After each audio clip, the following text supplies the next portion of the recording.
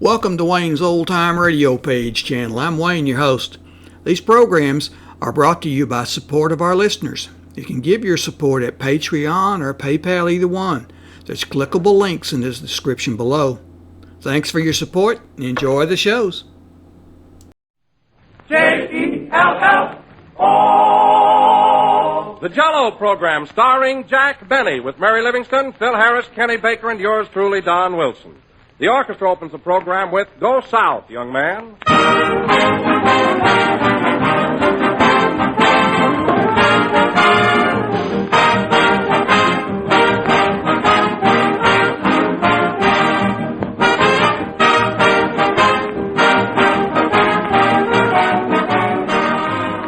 There's a popular song out now called April in My Heart, and that gives me an idea.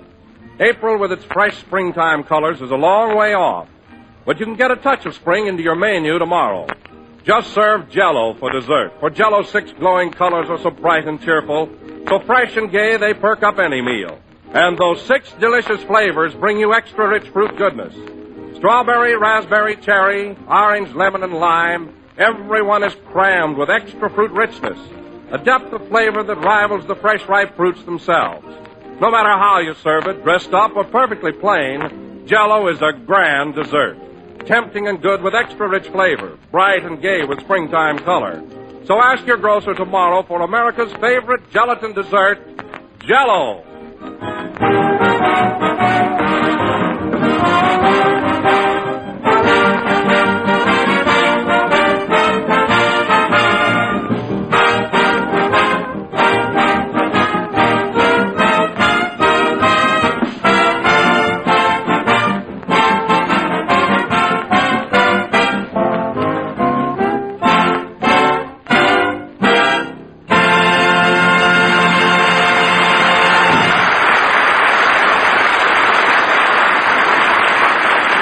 That was Go South, Young Man, played by the orchestra. And now, ladies and gentlemen, we turn back the clock and take you to the drugstore across the street from the NBC building here in Hollywood. The time is exactly 15 minutes before this broadcast. Take it away, drugstore.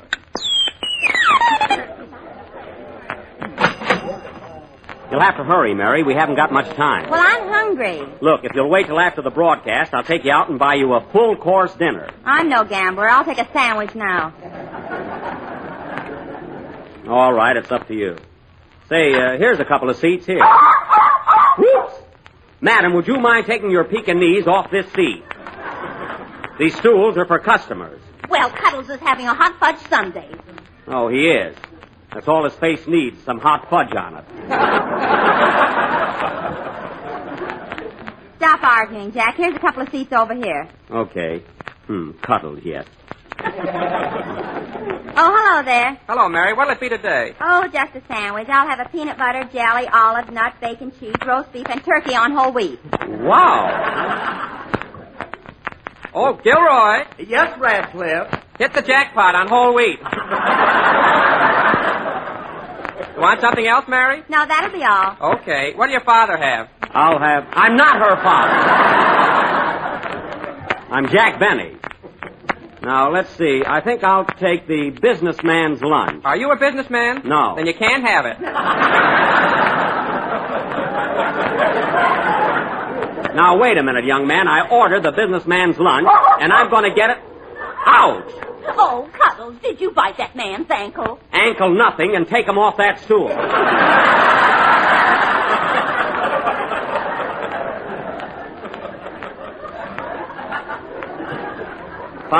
Fine Pekingese. Well, I bought him at a sale. A sale? Yes, he was marked down from a Great Dane. Well, that's very interesting. All right, mister. What do you have? Oh, I'm not in the mood to eat now. Just bring me a cup of coffee. Oh, here's something good, Jack. A Dunker special. A Dunker special? What's that? Coffee, donuts, and rubber gloves, 15 cents. Well, that's very sanitary, but not for me. Oh, I know what. I'll have a chocolate malted milk. A chocolate malted milk. Yes, and put an egg in it. Fried or scrambled? Look, I want a malted milk with just a plain raw egg in it. A raw egg. Okay. Oh, Gilroy. Yes, Radcliffe. 1 malted milk for a barbarian. What a smart aleck. Pardon me. I'd like 2 aspirin tablets and a glass of water. Yes, sir. Here you are. This face is familiar. Here's your sandwich, Mary. A 5-decker. Oh, boy, isn't that something? Yeah, it looks like Grauman's Chinese with potato chips. That's right. It's even got footprints in the mayonnaise. Oh, you're just making that up. Here's your malted milk, Groucho. Hey, wait a minute, you. I ordered a malted milk, and this is an ice cream soda. That's not ice cream. That's an egg. Well, the least you could do is take it out of the shell. You clumsy dope. Can't you break an egg? If I could break an egg, I'd punch you right in the nose.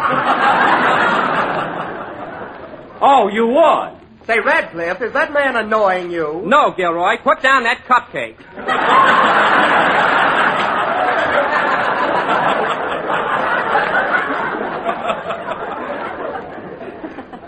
Well, that's a fine way to treat customers, I must say. Oh, fine.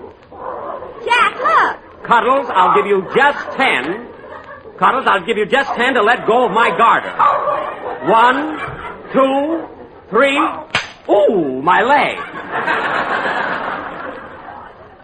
Darn it, he ruined a perfectly good pair of garters. Go on. You've had new elastic put in them 12 times.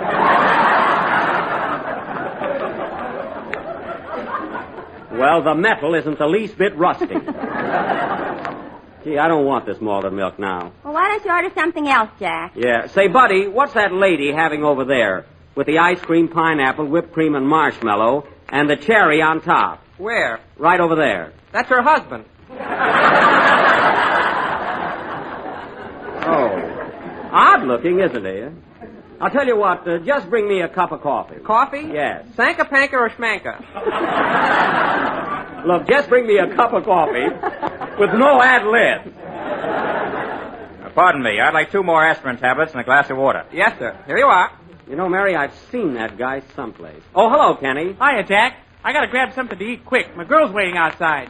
Your girl's waiting outside. Why don't you bring her in? She's watching my bicycle. Oh. Gee whiz, can't you put a lock on the bicycle? No, I trust her. Well, that's mighty sweet of you. Hiya, Kenny. What'll it be? Oh, let's see. Give me a tuna fish sandwich on rye bread. Okay. No butter, no lettuce, and no mayonnaise. Oh, Gilroy. Yes, Radcliffe. 1 tuna on rye. No brush, no lather, no rub in.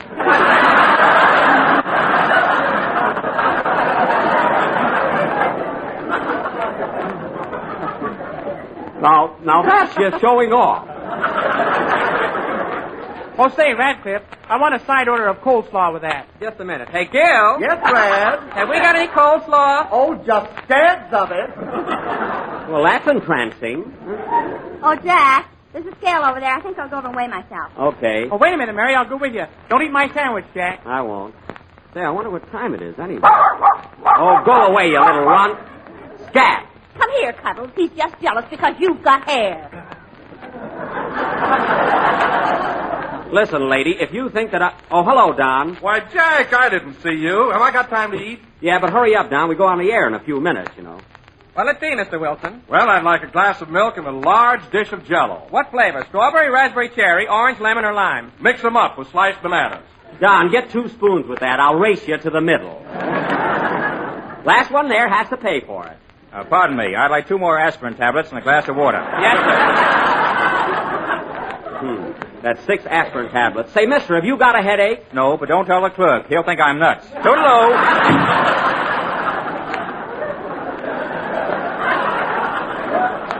Oh, now I know who he is. That guy's crazier than my Aunt Minnie's quilt.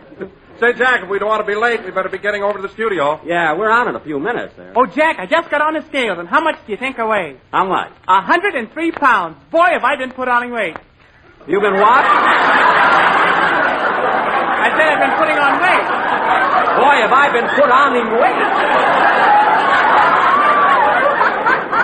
100. Listen. 103 pounds and you put on weight? Yeah, I only weighed 7 when I was born. Well, you better watch yourself. And you know what else, Jack? Kenny got one of those little cards with a fortune on it. Oh, he did? What does it say? Here it is. It says that you are shrewd, clever, and intelligent until you open your mouth. That's me. You said it. Say, Don, hey, Don, what's your weight anyway? Oh, I really don't know, Jack. Well, come on, here's a good chance to find out. Oh, no, nothing doing. Oh, come on, Don. Here, come here, I've got a penny. You better put in a nickel. Here we are, now get on the scales. Oh, they're silly. Silly nothing, now stand still. All right. Here, Kenny, hold my hat. A lot of difference that'll make. Now hold still, Don. Wow, look at that. 100, 150, 175. 200, 250, God! 300, Oh, my goodness, he broke the scale. Oh, my... Kenny, help me pick up Don. Okay. Oh, Jack, John Force just came out of the scale. What does it say? Says you better run. Here comes the manager. That's a good idea. Let's get out of here. Oh, Gilroy. Yes, Radcliffe. Turn on the radio. It's time for the Jello program. Come along, Cuddles.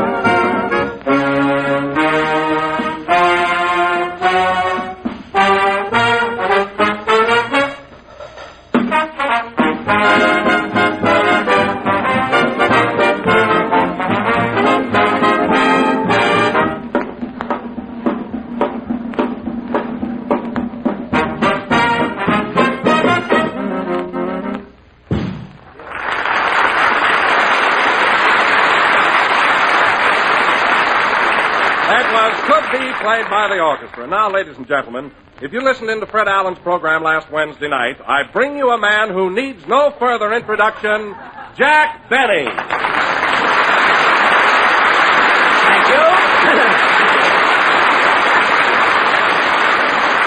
Hello again. This is Jack Benny talking. And, Don, I gather from that little announcement of yours that Allen was throwing verbal darts at my bullseye again. Is that it? Yes, Jack. Didn't you hear him? No, my radio was on, but unfortunately I was eating celery at the time. The loud kind from Utah.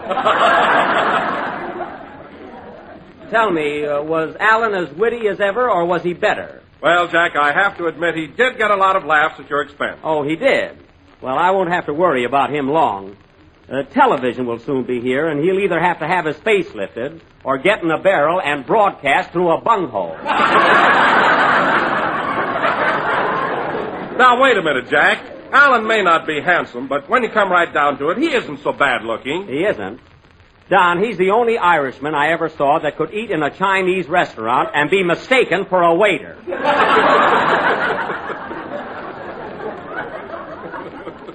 If he wasn't allergic to soap and water, he could open a laundry. Now, let's drop the subject of Mr. Allen. Oh, by the way, Don, I noticed you were limping when you came into the studio just now. Did you have an accident of some kind? Huh? Well, Come on, Don, tell us. Well, let me see. Oh, yes, I was out riding this morning and my horse threw me. Oh, threw you? Don, there's a possibility that you could have fallen off a horse. But the horse that can throw you doesn't live. Tell me, Fibber McWilson, how did this unfortunate accident happen? Well, Jack, it was like this. I was cantering through the park this morning. Sure. Just stop, Don. Folks, I gotta tell you what really happened to Wilson. We were in a drugstore just before our Now, program. Jack. Anyway, Don stepped on the weighing machine, and right now it's getting pennies in heaven. Boy, what a wreck. Jack, I wish you hadn't have said that. Now people will get the idea that I'm really fat. Fat. Don, when you step into your shoes, your rubber heels spread out like pancake batter.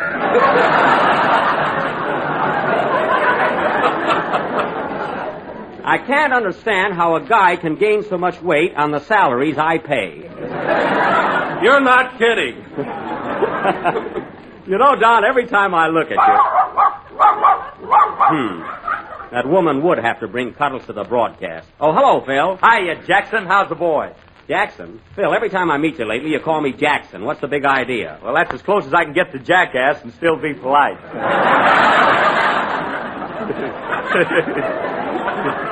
Aha, that's very funny. You know, Phil, you're clever enough to have your own program, which you better start looking for.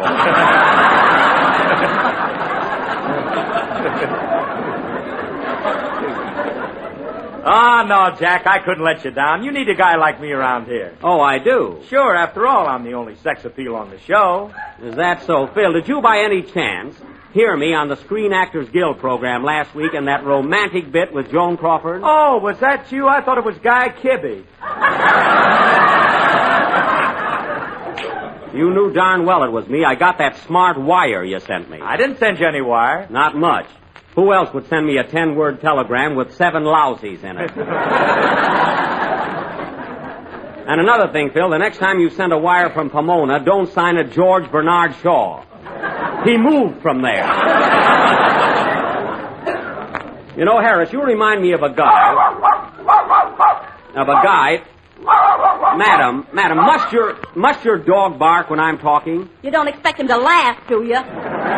No, but he can wipe that sneer off his face. Now, keep him quiet, please. Let's see, what was I talking about? I don't know. I just came in. Oh, hello, Mary. Hello. Say, Mary, Jack was just telling us about the program he did with Joan Crawford last week. Were you there? I'll say I was. And boy, was Jack nervous. I wasn't nervous at all. Naturally, I was a little keyed up working with Miss Crawford, but I was not nervous. You weren't? No. You always sit down on chairs when they're not there? Oh, I just did that for a laugh, that's all. Everything went along fine. Did you tell the boys what happened at rehearsal, Jack? What was it, Mary? Oh. Well, they were just about to finish their big scene, and Jack was supposed to kiss Miss Crawford. Yes? Well, Jack grabbed Joan in his arms and bent her over backwards. Yes? Then he bent her over a little further. Uh-huh. Now, Mary. Then a little more. And what happened? Jack's toupee fell right in her face, and she fainted.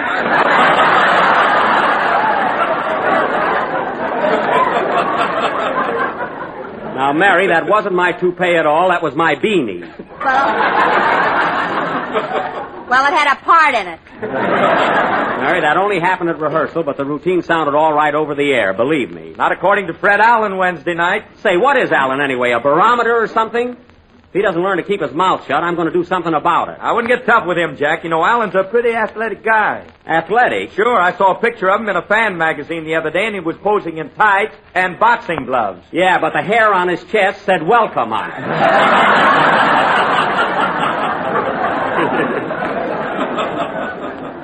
And speaking of that picture, fellas, did you notice his legs? They look like 2 sleepy people.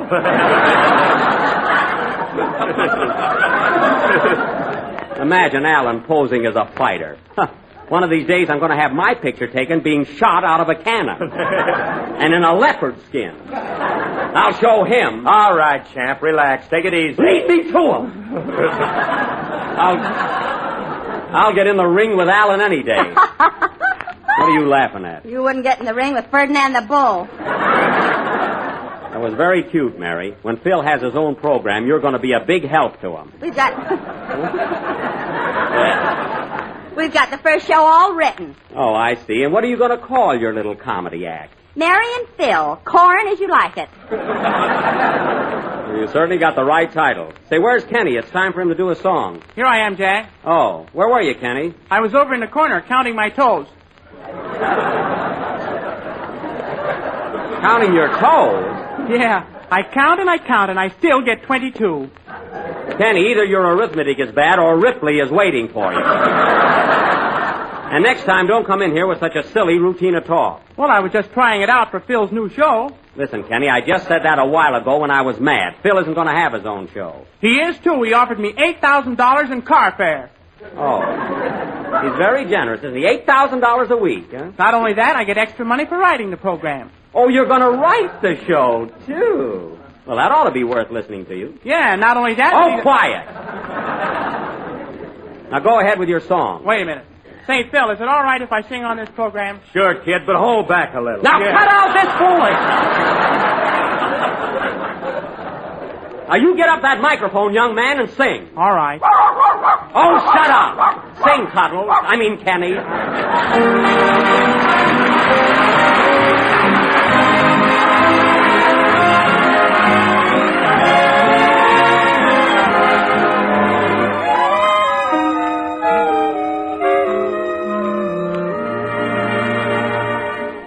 I'll always be a dreamer, for I was born that way.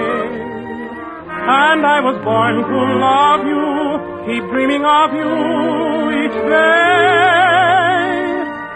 Then as the evening shadows fall, you seem to be so near. I only have to close my eyes and I can see you, my dear. I dim all the lights and I sink in my chair. The smoke from my cigarette climbs through the air. The walls of my room fade away in the blue, and I'm deep in a dream of you. The smoke makes a stairway for you to descend. You come to my arms, may this bliss never end, for we love anew just as we used to do when I'm deep in a dream of you. Then from the ceiling, sweet music comes stealing, we glide to a lover's refrain. You're so appealing that I'm soon revealing my love for you over again.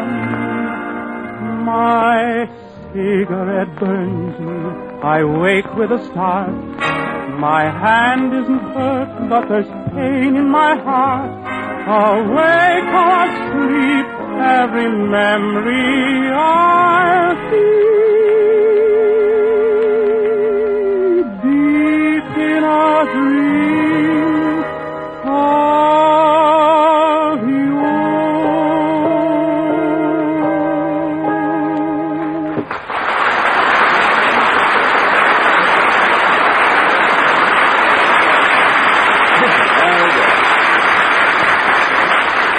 Was Deep in a Dream, sung by Kenny Baker. And, Kenny, that's one of the best songs you've sung this year. I know you put so much feeling into it. Really, it was thrilling. Oh, you're just trying to flatter me so I'll stay with your program. Flatter you? I can see through that, brother. Kenny, for 3 years now I've been raving about your voice, and all of a sudden it's flattery. You ungrateful little brat. Now, wait a minute, you. Don't aggravate my tenor. Phil, I refuse to continue this discussion about your imaginary program. However, if you do happen to get one, I'd only be too glad to let you have Kenny and Mary. Be sure to take those broken-down troubadours with you. No, I'm sending them to Paul Whiteman. Well, don't send them COD or they'll return with the swallows. Anyway, Phil, as far as I'm concerned, you and Kenny and Mary can all go. Just leave me good old Don Wilson and I'm satisfied. Well, you should be. You're still getting more than half. Well, let me ask you something, Mary. Suppose you did go with Phil. Who's going to give you those good, snappy jokes? You mean like that last one? Yeah, don't be cute. Who's going to write your material? Oh, we've got 2 swell writers. Oh, yeah? Who are they? Noel Coward and Maxie Rosenblum. It's a fine combination. Of course, I don't know what I'm getting myself all worked up for. It's all so silly. Well, don't worry, Jack. No matter what happens, I won't leave you. I'll stick with you and Jell-O from strawberry to lime. Attaboy, Don. And I regret that I have but one life to give to my sponsor.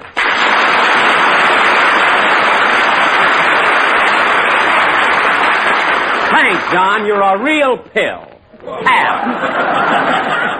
Maybe that'll teach these traders here something about loyalty. Well, gee whiz, Jack, we're not the only ones. I heard you on a program with Joan Crawford last week. Well, that was a special broadcast, Kenny, for one appearance only. Say, how'd you like it? Oh, it was swell. Say, Jack, I was wondering, is Joan Crawford as beautiful as she looks? Well, of course she's beautiful, and she's marvelous to work with. Gee, I got so excited listening to the broadcast. Did you really kiss her? Why, certainly I did. Who held her?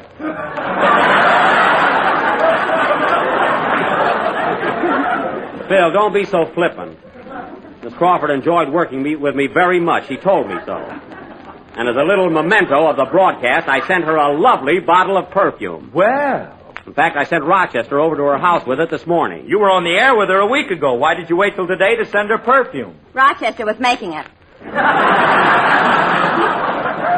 did nothing of the kind. I sent Joan some real imported stuff. It's called La Lune Bleue du Boeuf de l'Amour. What does that mean? Love at Twilight also removes stains.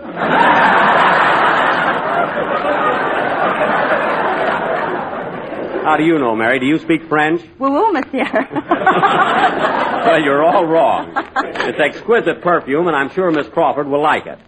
And now, ladies and gentlemen, if I may interrupt my cast, I would like to announce our play for next week. As a special treat, we are going to offer our version of the Encyclopedia Britannica.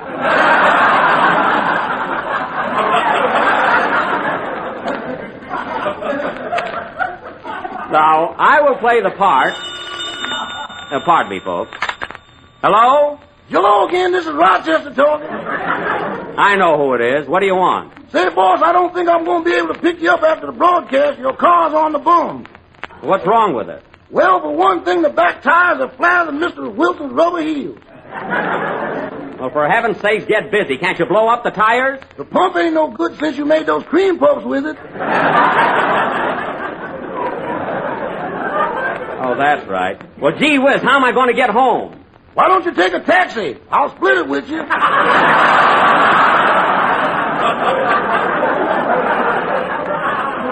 Well, that's very kind of you, but I'll manage somehow. See you later. So long, boy. So long. Oh, Rochester, did you take that perfume over to Miss Crawford? Yes, sir, in person. That's good. Did she open it? No, she just took a slow look at the price tag and then a quick one. Why, darn you, Rochester, I told you to take the price tag off the bottle. Well, don't worry, boss, I raised it.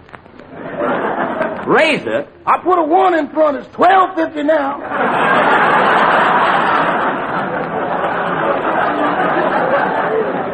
Well, I gotta hand it to you, Rochester. That was quick thinking. Yeah, but maybe I shouldn't have done it in front of her. Maybe you shouldn't. I don't know why I ever trust you to do anything. You show absolutely no judgment or foresight. I'm a butler, not a swami. All right, forget it. Next time I'll know better. So long, boss. So long. By the way, Rochester, just a minute. I just thought of something. If the car is out of commission and you can't pick me up tonight, how did you get over to Miss Crawford's house with that perfume? I'll think of something before you get home. Goodbye. He better think of something. What's the matter, Jack? Listen, Phil, you'll not only have your own program, but you might also have a very good end man. Play, boys. You know, the highest compliment your guest can pay you is to ask for a second helping. Well, here's a dish that's guaranteed to bring them back for more. It's the new Jell-O butterscotch pudding, and let me tell you right now, it's one of the grandest desserts you ever dipped a spoon in. It's mellow and creamy smooth. It has a grand, tempting color like rich golden taffy, and what a flavor. That good old-fashioned butterscotch flavor that you used to love when you were a youngster. And here it is in the new Jell-O butterscotch pudding. So grand you just have to taste it to appreciate it. Then try Jell-O chocolate pudding, rich and smooth and real chocolatey. And Jell-O vanilla pudding with a delicate creamy flavor that's delicious. All three Jell-O puddings are quick and easy to prepare with only a few moments cooking. You'll find the simple directions on every package, and the best way is to buy 3 packages at a time. So ask your grocer tomorrow for Jell-O butterscotch, chocolate, and vanilla pudding. The real homemade kind. We're a little late, so good night, folks.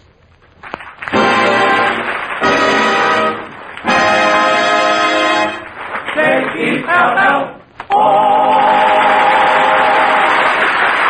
This is the National Broadcast.